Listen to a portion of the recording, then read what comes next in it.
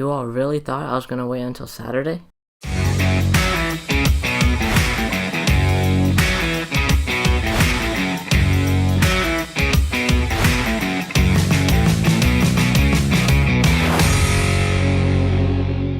What's up, guys, and welcome to the very first episode of Keeping Up with the Commanders.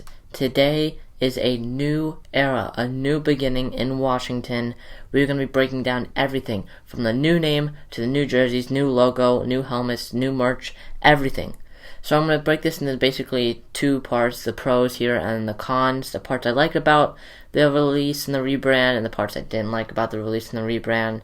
And so starting with some of the pros is the event. The event was definitely a big pro in my opinion. The alumni were involved, which was a huge part. It looked like there was at least 30 alumni there, and former players, former coaches.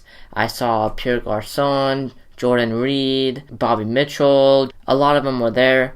Also, the alumni on Wednesday went around the DMV, the DC, Maryland, Virginia area, and they basically gave away free merchandise and very cool, in my opinion, custom Washington Commanders cars and trucks with like signs on them and like TV projectors and stuff, showing the name and everything, which was, in my opinion, really cool. The part that is kind of weird is that I don't really know why they wanted to announce it on the Today Show in New York. There was actually a guy with a sign behind the Today Show people, and it said, "I don't know why we're doing this in New York," which I thought was pretty funny. I guess this is what they wanted to do. I know Jason Wright, I think, answered the question, but even after his answer, I'm still kind of confused about why we wanted to do it with the Today Show. Another pro I wanted to point out is the name, the Washington Commanders.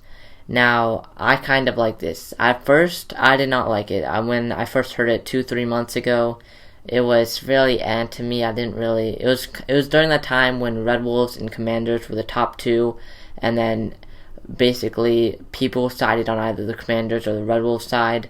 And most people went for Red Wolves. It was before the name was eliminated, and so I was at that time really wanting to be the Red Wolves, but it did not happen. Instead, we did choose the Commanders, which it definitely has grown on me over these last 2 months, like I said, but still, Wolves should have been better. I mean, we should have gotten the copyright. I mean, I don't really know all the legal stuff, and I don't know how hard it is to get it, but if we could have, that would have been nice. But Washington Commanders, I'm going to fight for that name until I die. Also, I think this is kind of funny. On Tuesday night, there was a helicopter for NBC4 that basically got a sky view of the team store, and you could see a reflection or painting on the wall that said Commanders clearly. So I thought that was pretty funny. I mean, you wait, 18 months to try and figure out the name, but you couldn't last, like, the final, 12 hours it was. And so I thought that part was pretty funny. And overall, like I said, I really like the name, and it definitely could have been worse, but I really like it. Now here, another pro that I had was the helmets. I really like the matte color tone rather than the glossy helmets that we had before. Yeah, the glossy helmets were kind of good and stuff, but I think this is a really good change for Washington, and some of the other pro teams as well have been switching over to the matte color scheme, and it definitely looks really good.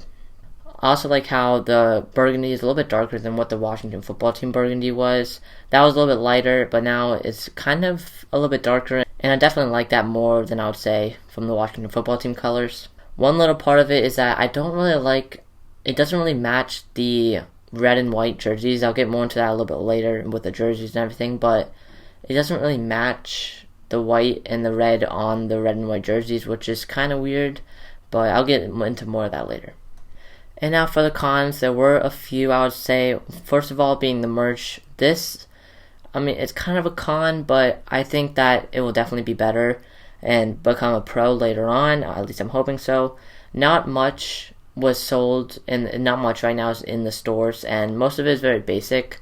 The team store at FedEx also, they're not selling jerseys there, which for the people, I know some people that drove 3-4 hours to FedEx specifically so that they could buy the new jerseys and everything, and they weren't selling the jerseys there, so that is a little bit iffy.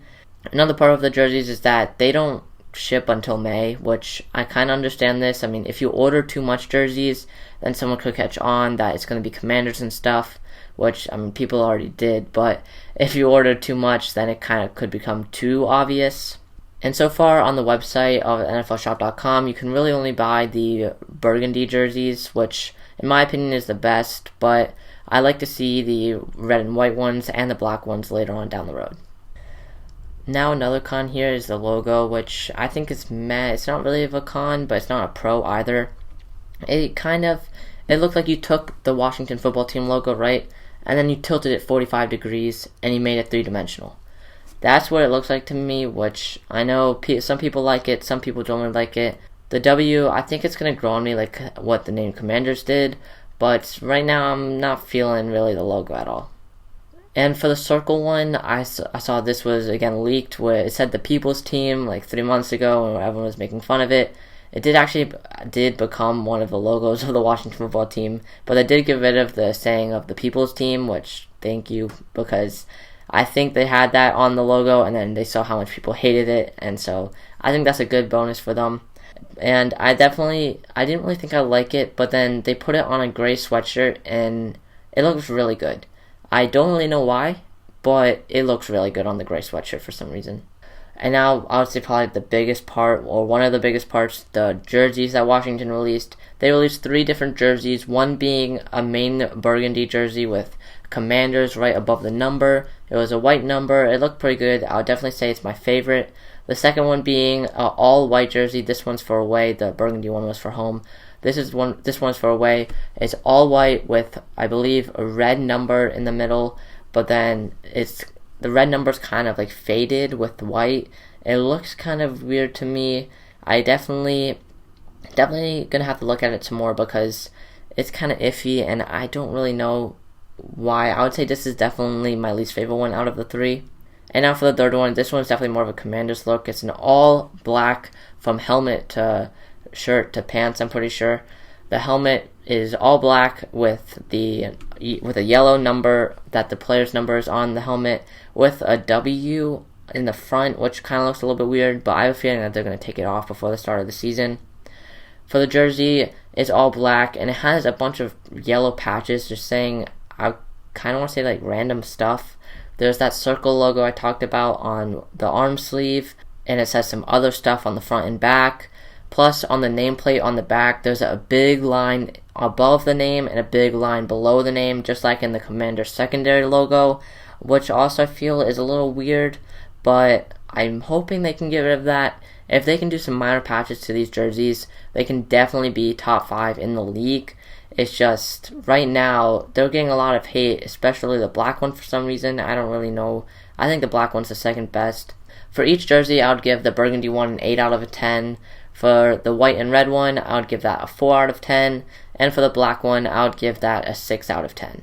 One other thing I wanted to mention is that the hashtag TakeCommand hashtag, that is definitely something. It's definitely, I would say, one of the best hashtags and one of the best, I would say, like rallying cries on Twitter and stuff for really any team in the NFL. Definitely better than our last one of just hashtag Washington football for sure. Thank you guys for listening to the first episode of Keeping Up with the Commanders. This is definitely going to be a crazy journey that we just went through and a new era beginning in Washington. There's a lot of controversy with the change and everything, so I'm going to be bringing on a bunch of guests in the next few episodes, having their opinions and stuff on the new name, on the new logo, on the new everything, and basically on just the Washington Commanders. See you guys in the next one. Peace.